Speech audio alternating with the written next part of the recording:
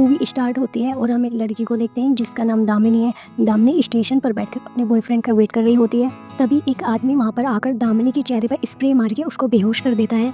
लेकिन वो बुरी तरह बेहोश होने से पहले थोड़ा मुस्कुराती है क्योंकि उसने अपने ब्लाइंड बॉयफ्रेंड को उसी स्टेशन पर आते हुए देख लिया था। और जब किलर देखता है वो आदमी अंधा है तो वो चुपके से दामिनी को उठाकर वहाँ से ले जाता है।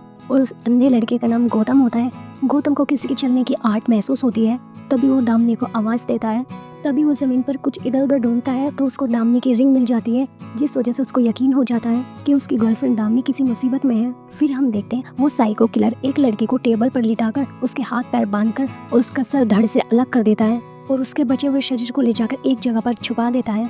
नेक्स्ट मॉर्निंग पुलिस वहाँ पर आती है और वो छानबीन करके वहाँ से चली जाती है। फिर हम गौतम को देखते हैं जो कि देख नहीं सकता। उसको दामिनी नाम की लड़की जो कि एक रेडियो जॉकी, उसको सुनना काफ़ी पसंद था। वो डेली उसका शो सुनता रहता था। दामिनी की आवाज़ सुनते सुनते गौतम को उससे प्यार हो गया। बट अभी तक ये वन साइडेड लव था। गौतम ये बात अच्छी तरह जानता था दामिनी कब कहाँ जाती है, इसलिए वो अपने दोस्त राज नाइकम के साथ उसको फॉलो करता रहता है। फिर एक दिन वो दामिनी को फॉलो करते हुए एक शादी में पहुंच जाता है जहाँ वो दामिनी को इम्प्रेस करने के लिए एक गाना गाता है और थोड़ी देर में वो दामिनी को प्रपोज भी कर देता है। लेकिन दामिनी उसके प्रपोजल को ठुकरा देती है और उस पर काफ़ी गुस्सा भी करती है। लेकिन गौतम की काफ़ी रिक्वेस्ट करने के बाद दामिनी उससे कहती है, अच्छा ठीक है, कल मैं एक जगह पर जाने वाली हूँ, अगर तुम उस जगह का पता कर मुझे वहाँ पर मिल गए, मैं तुम्हारे प्रपोजल को एक्सेप्ट कर लूंगी और साथ ही मान लूंगी तुम मुझसे सच्चा प्यार करते हो। फिर दामिनी उसको हिंट देते हुए कल का प्रोग्राम ध्यान से सुनने के लिए बोलती है। फिर अगले दिन गौतम ध्यान से रेडियो पर दामिनी का प्रोग्राम सुनता रहता है। और अब रात का सीन हम देखते हैं, दामिनी एक रेलवे स्टेशन पर गौतम का इंतजार कर रही थी और उसका पूरा भरोसा था कि गौतम जरूर आएगा। और बहुत देर इंतजार करने के बाद गौतम नहीं आता। तभी वो साइको किलर वहाँ पर आ जाता है जो दामिनी के फेस में स्प्रे करके उसको बेहोश कर देता है। लेकिन बेहोश होने से पहले दामिनी गौतम को वहाँ आते हुए देख लेती है और उसके चेहरे पे एक स्माइल आ जाती है। गौतम दामिनी के पास आते ही उसके परफ्यूम की खुशबू को पहचान लेता है। वो दामिनी को आवाज़ लगाते हुए बेंच की ओर जाता है, लेकिन वो साइको किलर बहुत ही सावधानी से गौतम के सामने दामिनी को उठाकर ले जाता है। तभी गौतम को फील होता है कि यहाँ पे कुछ तो गड़बड़ है। वो पुलिस को कॉल करके वहाँ पर बुला लेता है और जो भी कुछ हुआ वो पुलिस को सब कुछ बताता है। और वो बताता है कि दामिनी को उसी साइको किलर ने किडनैप कर लिया है। और हम दूसरी तरफ देखते हैं कि वो साइको किलर दामिनी को एक बड़ी सी टेबल पर लिटाकर उसके हाथ पर काटने के लिए तैयार हो जाता है। तभी उसकी नज़र दामिनी के फेस पर जाती है। उसके फेस पर किसी भी प्रकार का कोई डर नहीं था और वो उल्टा मुस्कुरा रही थी। फिर किलर उससे पूछता है, तुम मुस्कुरा क्यों रही हो, तुम्हें जरा भी डर नहीं है? फिर दामिनी उसको बताती है, आज से ठीक 7 दिन बाद मेरा बर्थडे है और अपने जन्मदिन तक मैं गौतम तक नहीं पहुंच पाई तो वो मुझे कहीं से भी ढूंढ निकालेगा। ये सब सुनकर साइको किलर दामिनी को नहीं मारता और उसके चैलेंज को एक्सेप्ट कर लेता है।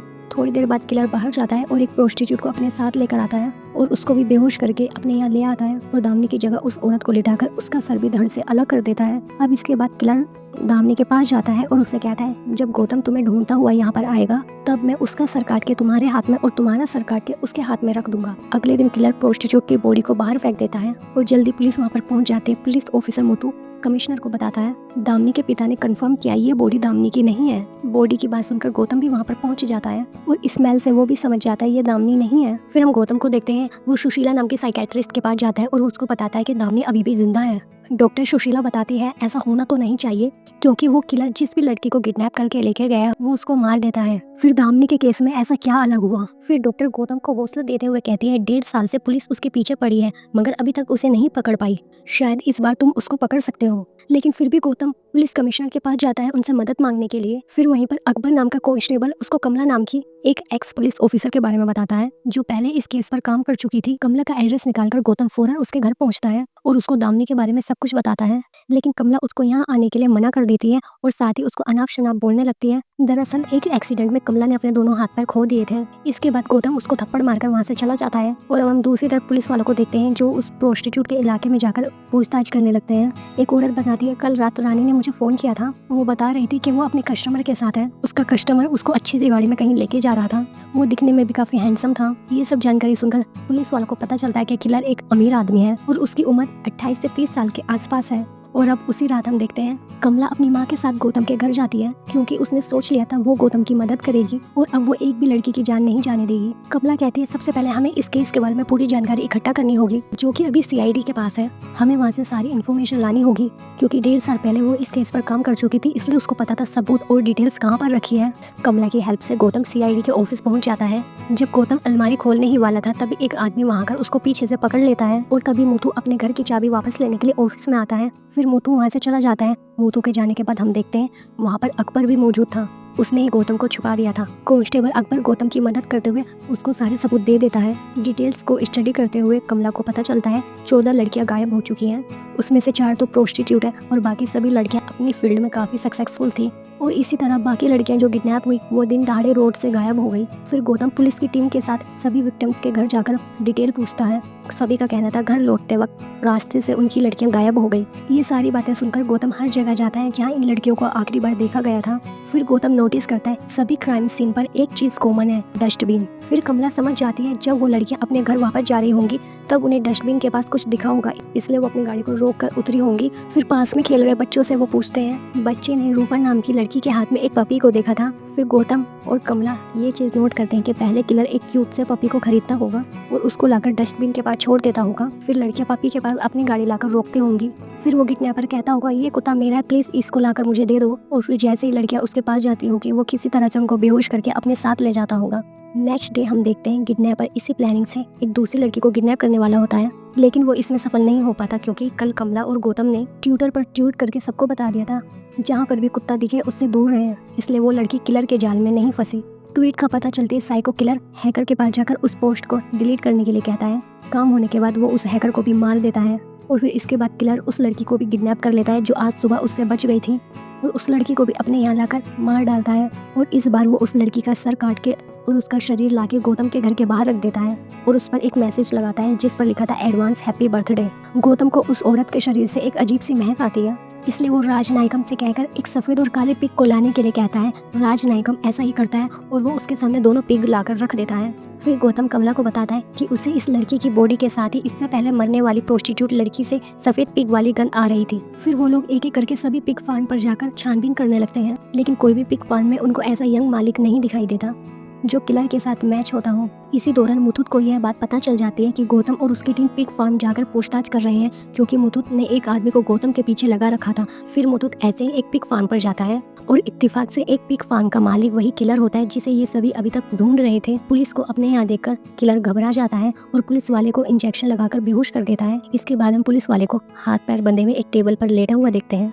जब वो किलर वहाँ से चला जाता है तो दामिनी उसको होश में लाकर वहाँ से भागने के लिए कहती है, लेकिन मुथु कहता है मुझसे नहीं हो पाएगा। थोड़ी देर में वो किलर मुथु के पास आकर उसको भी मार देता है। और अब दूसरी तरफ हम गौतम को देखते हैं। सभी पिग फार्म की जांच करने के बाद उनके हाथ कुछ भी नहीं लगता, वो उसको नहीं ढूंढ पाते, लेकिन कमला को पूरा भरोसा था किलर इन्हीं में से किसी एक पिग फार्म में मौजूद है। इसके बाद गौतम काफी दुखी हो जाता है।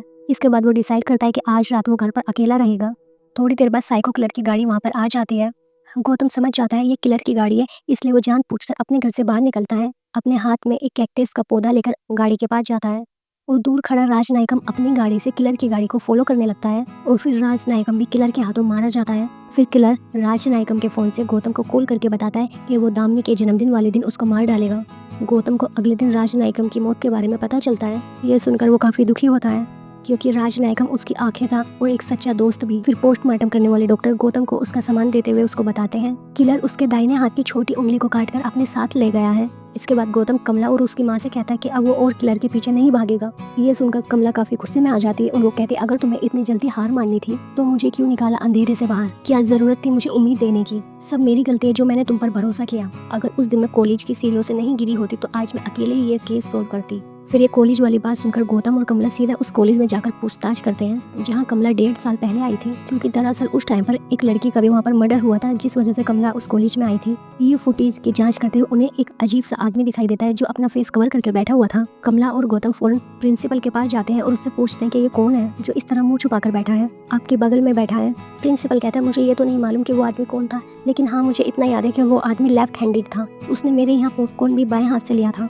और पूरे फंक्शन के दौरान उसका दायां हाथ उसकी पॉकेट में था। ये सब कुछ जानकर गौतम के माइंड में एक बात अचानक से आती है और वो फौरन जाके राजनायकम के सामान को चेक करता है। इससे उसे क्लियर हो जाता है कि किलर की दाहिने हाथ में छोटी उंगली नहीं है। दरअसल यह सुराग था जो गौतम का दोस्त उसके लिए छोड़कर गया था। इसलिए वो अलग अलग कार बनाने वाली कंपनियों से पूछताछ करता है और आखिरकार उनको सफलता मिल जाती है। एक कार कंपनी वाला बताता है ठीक आपके बताए अनुसार अंगुली माल नाम का एक आदमी जिसके नाम एक होटल है और एक पिग फार्म भी है। किलर का पता कर कमला और गौतम उसी पिग फार्म पर जाते हैं। वहाँ जाकर उनको पता चलता है कि अंगूरी माल अभी बाहर गया है। इसी मौके का फायदा उठाकर गौतम उसके ऑफिस की छानबीन करने लगता है। छानबीन करते हुए गौतम को एक मैप मिलता है जो वो लाकर कमला को दिखाता है और अब सीन शिफ्ट होता है और हम दामिनी को देखते हैं। दामिनी को एक औरत दिखती है जो कई सालों से यहाँ पर कैद है। दामिनी के पूछने पर वो बताती है कि मेरा नाम रेचल है। रेचल अंगुलीमाल की टीचर थी। अंगुलीमाल एक अनाथालय में बड़ा हुआ। बचपन में रेचल ने किलर को सजा दी थी, उसी का बदला अंगुलीमाल आज उससे ले रहा है। और दूसरी तरफ हम देखते हैं कमला मैप पर माचिस की तिलियां लगाकर गौतम को समझने के लिए आसान बनाती है।